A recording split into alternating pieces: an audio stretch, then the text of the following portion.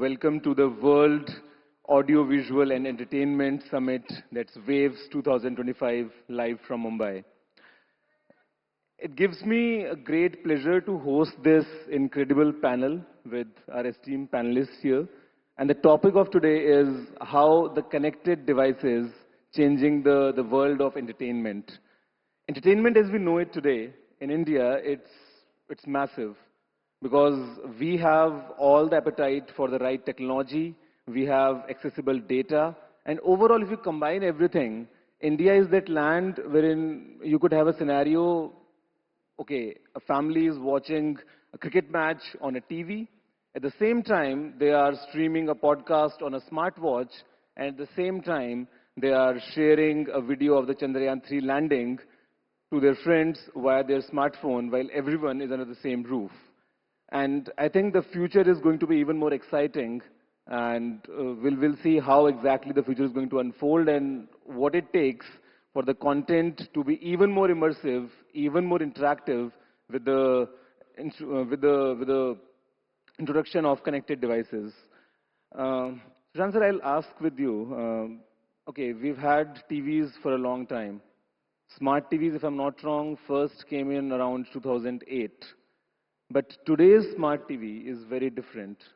And then forget the smart TV, for example. Today, everyone is kind of holding a TVs in their own hands. Talk about smartphones, you talk about tablets, you talk about TVs.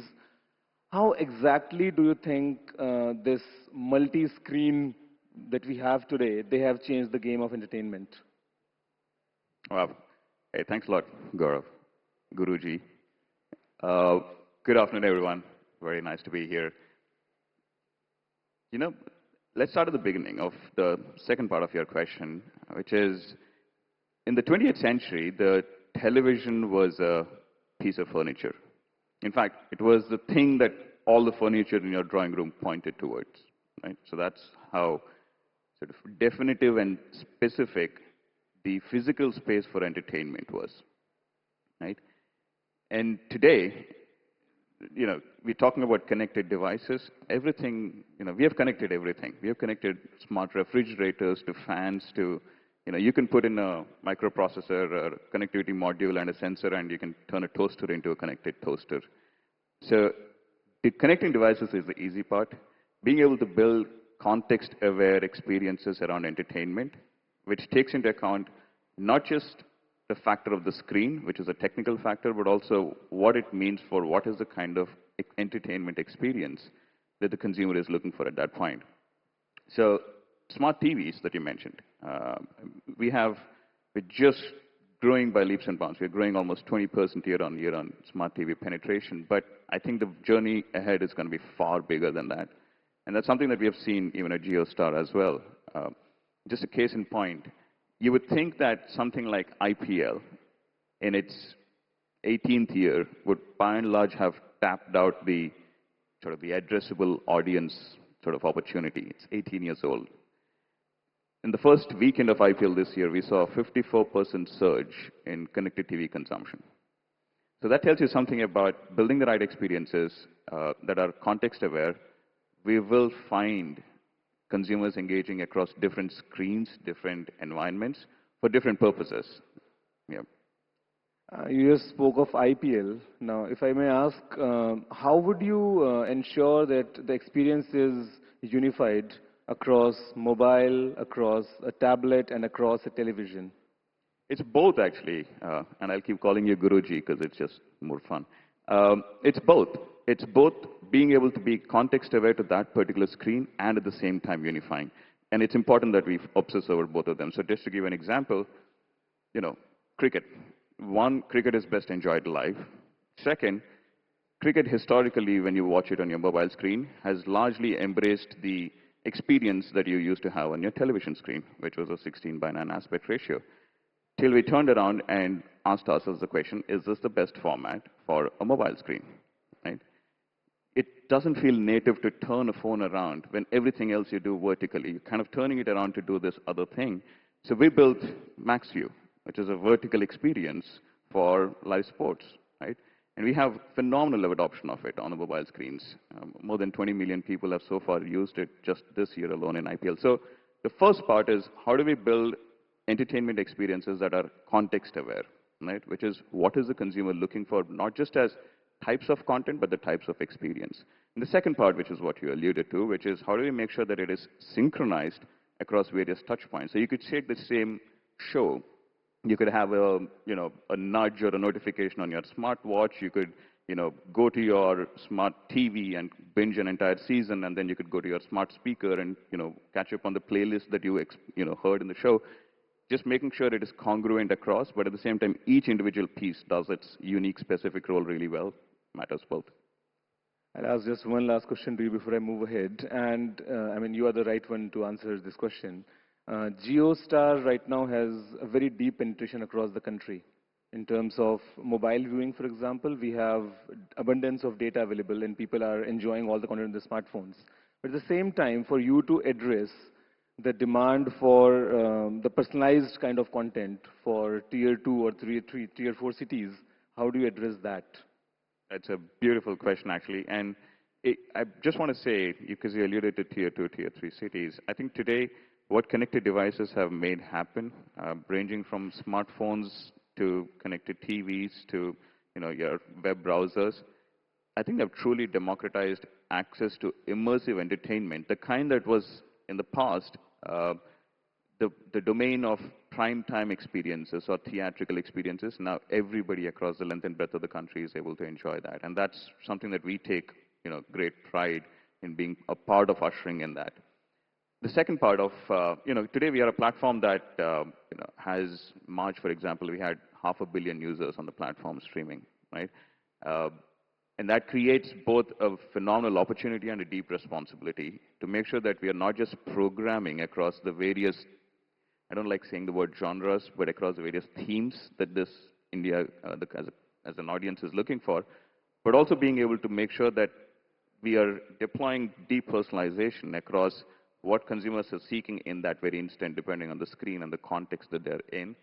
I mean, machine learning models enough has been said about what they're doing, and I think they're going to disrupt a large part of the content delivery experience as well. So with size and scale that we have, it becomes all the more important that we build that immersive experience that feels like it was specifically curated for you. Brijesh, we'll talk about wearables now. I mean, the way it started, okay, we had one smartphone.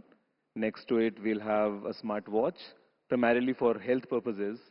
Fast forward to smart rings and fitness band and all that. But now it's a different kind of wearable that we both are enjoying right now, the smart glasses coming in from Meta. Now, how the future of entertainment with these kind of devices coming in is going to change? Because one way I can assume that, oh, right now the screen is in my hand. Next year or maybe 2 years from now, it will be floating in front of my eyes while I'm wearing these glasses. So how do you look at the wearables coming in the picture in terms of entertainment? First, I will say, Guruji, thank you for having me here as well. You are generally a very handsome person, but these Ray-Ban Metas are making you look extremely dapper. So thank you for wearing them, and thank you for being a supporter. I think this is the start. This is the start where it's not about, the phone's an amazing device. It's 2D. It translates intent to action. It fits in your palm. It responds to touch very, very quickly. But it's not present. It's in your pocket. It's in your bag. It's on the table. It's awkward to just pick it up right now and take a photo, whereas I could. And you want something that's close to your senses. You want something that enhances your senses, of sight, of hearing, of speaking, if you will. And I think we started with these. We started with these because it's a smaller form factor. It fits on your face. You can have everyday wear. You can use it for daily friction-free activities. But I think as things evolve, in time, the way we see it is we think it's where AI meets AR. And it's really about, the power of AI to go do the things that are just mundane or simple but take a long time, but also just having them in front of you, overlaid over the physical world, that's in front of you. And I think we've got two products there, around Ray-Ban Metas and Orion that you've seen a demo of, that take us further there. And the core to that, really, is, I think, our value of human connection. Like, that's very core to Meta. You know, it's, you see it in our products, if you will. And I think for us, it's about how do we further that human connection even further in the future, but also owning responsibly the technology that'll take us there. And I think that's where, you know, the piece comes in. And so we do think it's really AI meets AR in a world. But in terms of entertainment, if I may ask, okay, right now I'm comfortable watching a full movie on my TV, sometimes even on my phone or a tablet. But then do you think the future where, okay, I'm just going on a bus or I'm just walking on the street and I am viewing a video or like some piece of content in these kind of glasses? I think it's a great question. I think there's two really strong benefits to what you can do with it. One is on the creation side. You know, think of it as we hope it actually democratizes creation of content. You know, in a non-expensive fashion where you get a captured egocentric view of what you're looking at. It's very hard to do. It's very hard to go get an egocentric view without, you know, it actually being in front of your eyes. So we think that, you know, there's a market there. If people choose to go explore it, you know, whether it's in weddings, whether it's in, you know, anywhere else, you might be able to go do more with less. I think there's another aspect, which is to your point, if you're walking down the road, you know, wouldn't it be great if, like, your environment is being sensed around you, you know, people come up to you all the time, actually more than anyone else, and I don't know if you know everyone's names or you remember, right? And wouldn't it be great if something identified this, you know, while you were walking up that said, hey, this is Sushant coming up to you. You know, you may not remember him. He was with you in the panel. So there's like a memory, which is the AI portion, which meets, you know, the other piece of recognition, and it shows up in a display in front of you, and it shows you maybe a small reel that you did with him at the same time, and you're like, oh, I remember now, you know, and it all comes flushing back, and you can have an enticing, you know, solid, you know, greet, where Sushant is going, wow, he remembered all of this stuff. Where did that even come from? And it's really about, you know, can we even enhance your memory with these things going forward? And it's bold. It's bold. It may take time, but I think it's fun to do the things that we've never done. You know, one thing what I have noticed with these smart glasses is almost everyone in my domain is having one. But when you talk about the mass adoption of this kind of a technology, especially in a country like India, do you think, because right now they have Meta AI baked in, going in future, the regional languages, let's say a voice assistant in your own language, in Bengali, in Bihari, in Bhojpuri, like, no, if you have that baked in, it will accelerate the adoption of these kind of products as well? 100%, 100%. I mean, I think it really comes down to, you know, meeting people where they are. I think it's so important. We have to move past here's the new technology, and everybody's now got to go learn it. You know, that's what gets in the way. If you want to do payments, you know, people use UPI, but everyone doesn't, you know. How do you meet people where they are? And if we can meet them where they are, where they point, they gaze, they nod, you know, and those can be approved interaction mechanisms versus touch on a device, we get somewhere. If we can get to the languages, you know, where they speak comfortably in the language that they speak, you're 100% right. I think those are innovations and investments we have to invest in. Nitin sir, we have been talking about this personalized experience in terms of wearables, but when you talk about hyper-personalization, and at the same time, we see sharing or social viewing. You know, in India, we have this thing that, oh, TV is in the living room and the entire family watches together. But when you have these kind of devices, where does that fit in? Yeah, I think, thanks first of all for having me on this panel, Gaurav. I think we are tending towards a state of hyper-personalization, of course, hyper-isolation also maybe, if I may, right? Because I think with the generation that's coming and with the generation that's on right now, I think there is a sense of experiences being best experienced alone or in a virtual form, and not so much in a shared physical form, right? It's a sad truth, but that's the truth, right? So I think it's a direction that we're going where there are very few cases where there is a great case for shared experiences, shared viewing. Sports is a fantastic place. Why? Because there's a shared sense of achievement, there's a shared sense of what's happening, it's unrolling before your eyes. But for everything else, I think we're tending towards isolation, if I may. Sad reality then. That is. Yeah. At the same time, if I may ask, when you talk about devices, these kind of connected devices, sometimes hardware is a limitation. If you want to make them massive, if you want to make them affordable, you have to compromise on the hardware. Do you think a good design can overcome that limitation? I would love to say yes. Design in terms of software, in That's terms right. of the No, no, overall absolutely. experience. In fact, I would say yes. Let me put it this way, right? The role of design is to abstract the complexity and the messiness of technology underneath.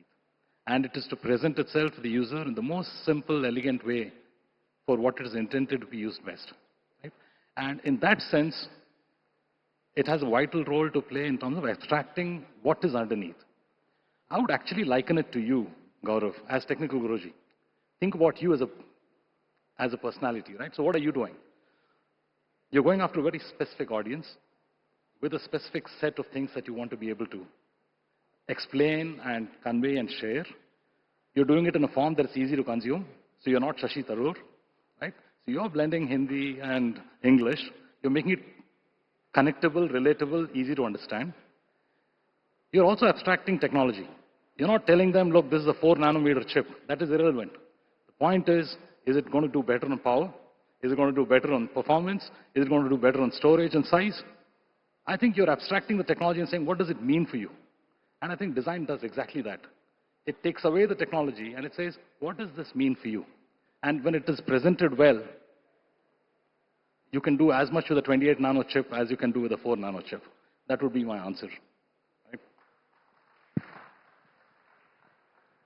Tushar sir, whenever we talk about entertainment or content or any such thing, monetization comes as a default. Now in India, users would prefer free content. But at the same time, I mean, brands definitely want a deep engagement.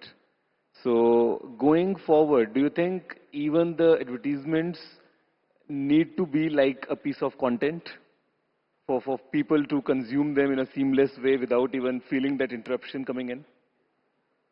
First of all, thanks Gaurav, and thanks for inviting me.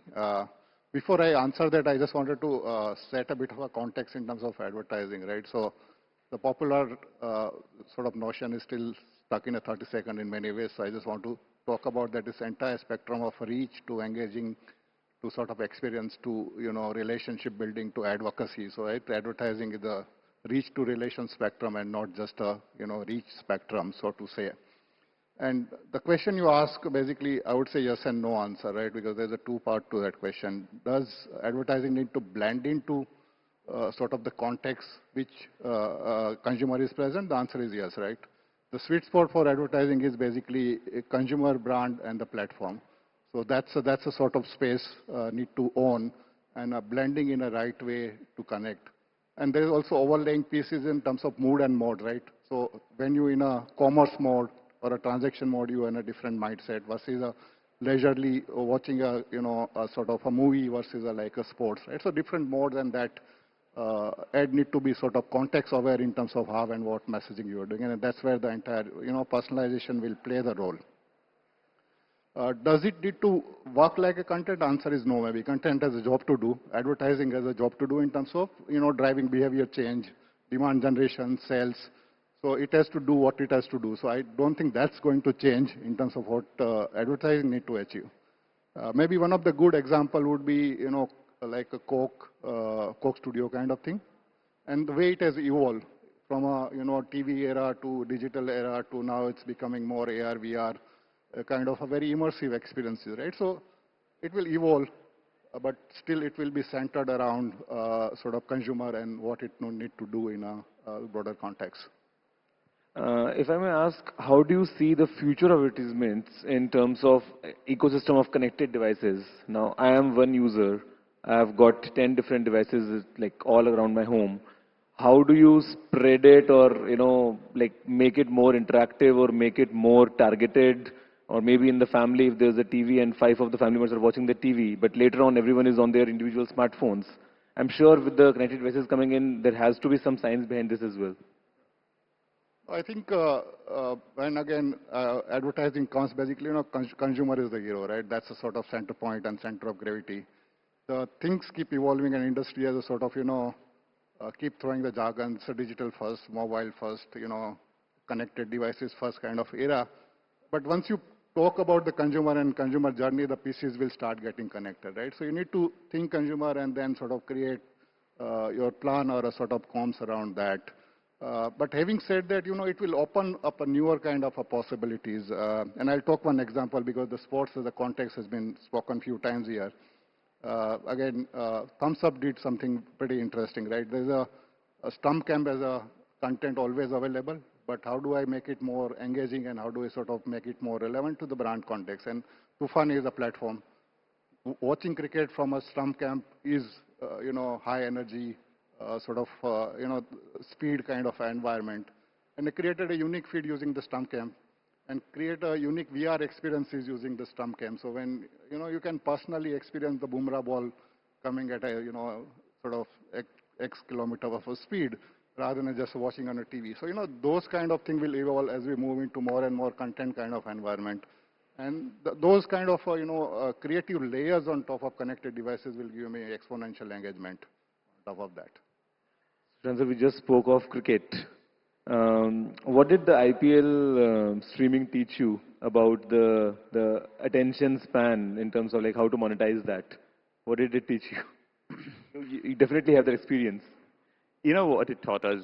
A couple of things. One, the appetite for just great live sporting shared experiences. There is a much larger opportunity than what we potentially have perceived as a nation so far. And it's very evident just in the, we are only halfway through IPL this year. And as I mentioned earlier, we are seeing the, growth that we didn't think something as popular as IPL would in its 18th year. The second thing is, I think we tend to, the Indian consumer is very, very savvy. I don't think we give them enough credit. So the typical technology adoption curve that, has been spoken of for 50, 60 years, I think Indian consumers are leaping through it faster than we can imagine. And we see that with a lot of the features that we build into the platform, whether it's multi-cam experiences, whether it's Hero Cam, Max View, we see adoption that honestly, far surpasses what we would have expected, the time it would take for consumers to discover it, to, you realize the value of it.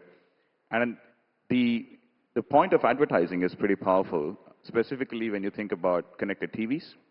Because connected TVs is bringing together two very powerful forces. It's bringing together the lean-back household family experience that India as a nation, has really enjoyed. And it is combining that with very high precision, context-aware targeting. So when you put these two together, right, TV has historically, been a fantastic platform to reach, but not been the most efficient for brands and advertisers looking for specific audiences. So we are able to bring those two together, and we are seeing that play out, this year too in IPL and all forms of live experiences.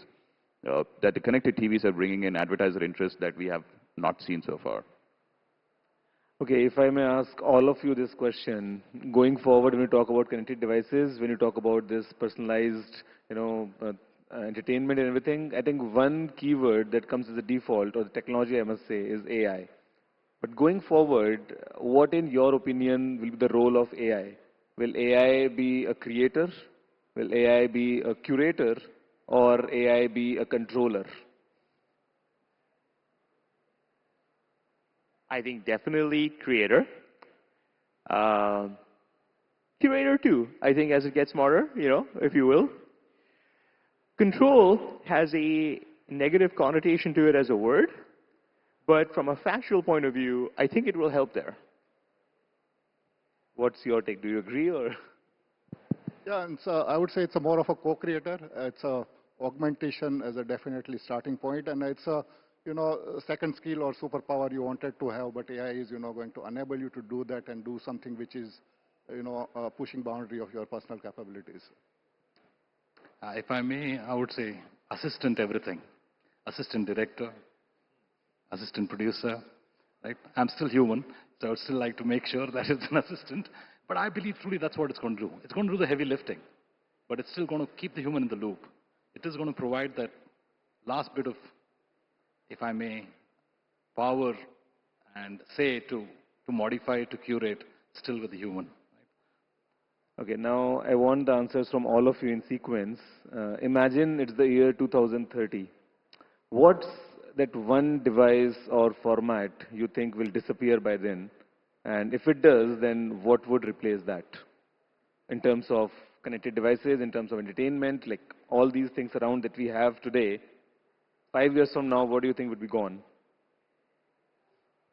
Interesting. I think if we get our act right and if we place our chips right, I think the notion of a screen is going to disappear. I think it is still a very transactional relationship when it comes to large forms of how we interact with screens for entertainment. So it's not about any one screen or any one device. If we get it right, it's going to be a continuum of experiences, both storytelling experiences, live experiences, real world experiences, all melding together to create a version of how we see the world that we haven't unlocked so far as not just India, but as mankind. So I don't think it's about any one screen. It's about there is no screen. I'm going to play a bit safe because you said first device. I would say remote control, which is still ubiquitous. So voice, again, is going to be something we play a critical role in terms of how you interact. So basically, human-machine interaction is going to be more human. Maybe 5 years from then, 2035, we'll have implants, and we'll just think about it, and the channel would change or the movie would play. In fact, I will say it's not so much a device, but logically, keyboard should disappear in any form. Because the idea is that you should be able to input in any other form except have to clatter on a set of keys. So more human input. It would be, because I believe there are many ways to input what you want without necessarily having to resort to a keyboard which then put in text that then converted to an intent. So I think there are much shorter ways now. Hopefully keyboards disappear. Sir, I'm sure you're betting something, no? I was thinking of, I don't know what will disappear per se, but I think there's two things that will really come to the forefront. I think one is input mechanisms in the form of gaze, gesture, and voice will hopefully take over the predominant ones around mouse and keyboard and touch, if you will. And the second is, I think devices that don't work in a constellation or in a fabric will be less meaningful if they're just single use, if you will. There's one last question to all of you, and this is about, again, coming from the connected devices. Whenever we had a TV, like 20 years ago, the entire family would sit and watch the entire movie for 3 hours in one go.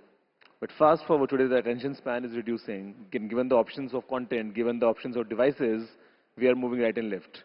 So what, according to you, would be the future that's going to be, sustainable in terms of, do you think long-form content?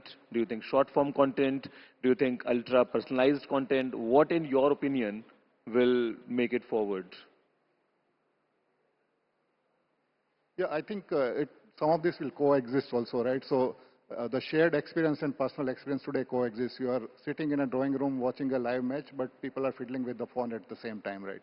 So I think many of these are going to coexist, and it's not a either-or kind of a scenario in my view.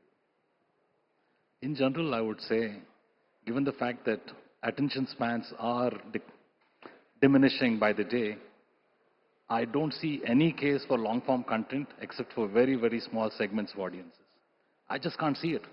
T20 to that point, right? So I'm sure it will get to T10 in another 5 years. And right? now So we have AI to summarize the long content. I mean, AI would make a 2-minute summary if you want. that's true. That's true. I think there is going to be a space for all of them.